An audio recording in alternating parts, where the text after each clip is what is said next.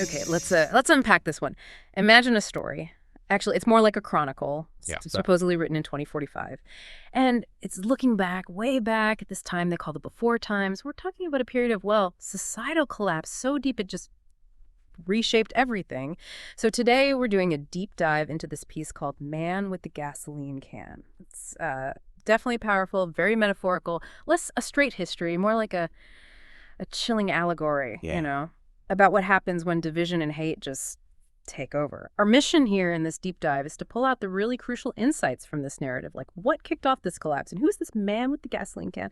And maybe most importantly, what can this really bleak vision teach us about, well, the ultimate price of division? Yeah, and what's really fascinating, I think, is the symbolism. I mean, it's so vivid, right? How it shows the breakdown, not just of like buildings and roads, but the actual connections between people. The fabric of society itself. It really tries to get at the why. Why did things end up so devastatingly? So this chronicle, looking back from 2045, it points to the before times.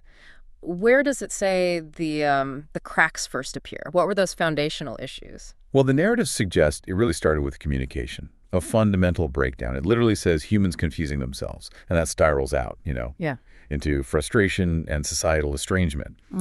But it connects that, interestingly, to bigger systemic failures. Like the rise of oligarchs who, and this is a quote, bought power with pocket change. Pocket change. Wow. And the source isn't just saying that's corruption. It's suggesting that when power is that cheap, the whole point of the system shifts. It stops being about public good and becomes about just getting and keeping power. That erodes trust, builds this sense of deep injustice, and everything starts to decay from there. And it sounds like the source connects that systemic issue, that corruption, directly with deliberately making things worse through like how people talk to each other. Did they feed each other? Exactly. That's a key point. The narrative calls it the politics of hate that weaponized division. And it talks about how this made it rain with poisoned discourse. So yeah, it wasn't just random anger. It was communication designed to break things, to turn groups against each other. And then you get these things called the offense and outrage industries. Offense and outrage industries, what are those? Well, the source is pretty direct. It says they drained every last resource, and critically, every ounce of humanity from the fast evaporating pool of our collective empathy. The insight there is pretty profound, I think. It wasn't just a byproduct. It was an industry. People were actively profiting from making things worse, from draining empathy. And that, the source says, created a wasteland of humanity. Wasteland of humanity. Yeah. So it gets to this point where empathy itself just vanishes. What does the story say that means for people living then? Yeah. It's portrayed as, like an active draining, not just a slow fade, this wasteland of humanity. It meant that the very ability to understand someone else, to feel with them, was gone, systematically removed. So disagreements weren't just disagreements anymore. People who thought differently became, well, enemies. Existential threats. Difference itself became purely antagonistic. Real dialogue. Forget it. Impossible. Okay, so this wasteland, that's the breeding ground for the central figure, right? The man with the gasoline can. Who does the narrative say he is? What's he carrying, emotionally speaking? He's absolutely a product of it all. Deeply wounded, profoundly alienated. The text says he was wounded by the words his others had spoken, and he just couldn't handle what it calls society's layered subjectivity. Layered subjectivity, meaning like everyone having their own truth? Exactly. The idea that reality is complex, people see things differently based on their own lives. He couldn't accept that. So because of that, he could only make enemies of anyone who dares to live outside his gated community ideology. He felt robbed of his dignity by everyone who thinks differently to him, which leads to this deep, corrosive anger and disrespect. His voice, it says, was hoarse, almost lost from the need to scream to be heard, just desperate. And the gasoline can, clearly more than just fuel. What's in it, symbolically? Oh, absolutely not just fuel. It's described as this toxic accumulation of negative emotions and destructive ideologies, and it spells it out. Hate and lies and conspiracy and anger and tears and animosity and fear, all of it. But what's really chilling is how it's part of him. It says the stuff is splashing on his legs as he trudges ever near, and even soaking into his blood, his dhyana. Wow. So it's literally become part of his being. Right. It's not just something he carries. It is him, in a way. Yeah. So his motivation isn't just anger. It's this internalized pain driving him towards, well, destructive retribution. He has these visions of his own righteousness, feels he has to take matters into his own hands.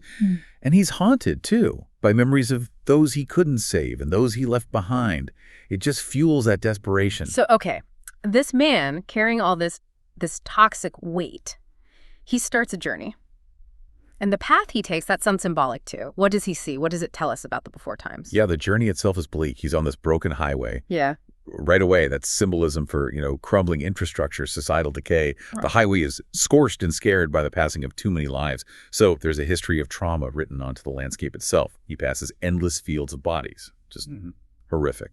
But then, even more chillingly perhaps, he sees silent masses kneeling with their heads buried in the sand. Heads in the sand. So apathy, ignoring the horror. Exactly. It symbolizes widespread death and suffering, right alongside the apathy and unwillingness to confront the horrific realities. And the narrative gives a reason, or hints at one. It wasn't just laziness. It suggests people were so caught up in their own burdens, career, family, status, just surviving, that they collectively chose blindness, which of course just allows the decay to get worse. It's a vicious cycle. That's a heavy critique of just trying to keep your head down. What else does he witness on this highway? Well, he sees conflict that's gone past any hope of reconciliation. He encounters tribes who decided to burn rather than turn the other cheek or extend an outstretched hand. So social bonds completely shattered, just destruction. Then further on, he sees executed activists and smashed statues covered in the activists' blood. So active suppression of any opposition. Brutal suppression, yeah. And the destruction of symbols, of values. And his journey ends near this sacred temple, a monument to freedom and liberty. But the description immediately undercuts it, built on the foundation of conflict and inequality and greed. So it highlights the hypocrisy, right? The flawed foundations of the very institutions that were supposed to stand for something better. They were corrupted from the start, maybe. And his target, his final destination is the lines of the lifelines, keeping those he despises alive. That's where he plans to use the gasoline. So as this man, just loaded with all this pain and hate, reaches that point, what's the climax? What happens when he finally acts? And what does it say about the society that created him? Right, the lifelines, the essential systems, maybe infrastructure, keeping everyone alive, even his perceived enemies. The climax is devastating. He finds a crack in the wall built to keep out the undesirable all a way in. And he just pours it all out. All his hate and lies and anger and fear and insecurity in a river torrent flowing over his enemies. And he lights it, unleashes this river of personal pain. And the result? Total annihilation. The source is explicit. And now all is gone. All the great monuments, all the libraries and museums and parks, coliseums. But then it adds all the knowledge, all the compassion, all the empathy. Gone. And that's the key insight, I think.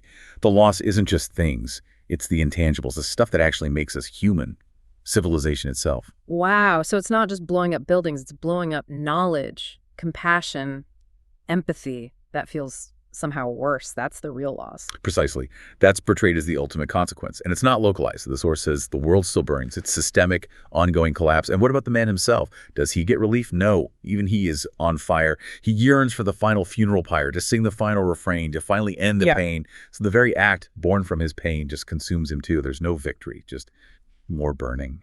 That's incredibly bleak, a truly tragic end for everyone, including him. Does the Chronicle offer, I don't know, any sense that things could have gone differently, or does it feel like once those early things happened, this was unavoidable? It presents it as chillingly inevitable, really. Once that division was weaponized, once those offense and outrage industries got going and empathy started draining, the path seems set. The final image is him sliding off that scorched and scared highway. He ends up on soft sand dunes, undulating a tan-colored ocean of waves that swallow the lives of political slaves. It just signifies the complete disintegration. The before times are gone, swallowed by this empty wasteland. No turning back shown in the text.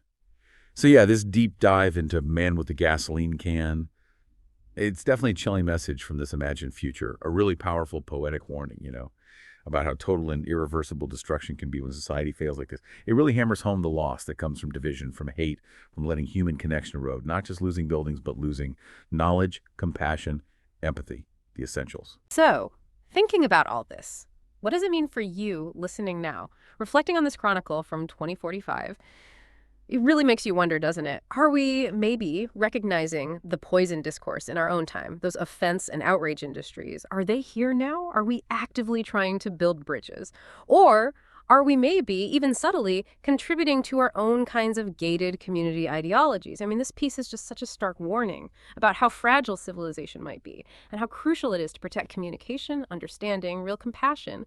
Think about that for a while, how easy it is sometimes to just demonize people we don't agree with instead of actually trying to hear them. And maybe ask, what's the ultimate cost if we keep doing that?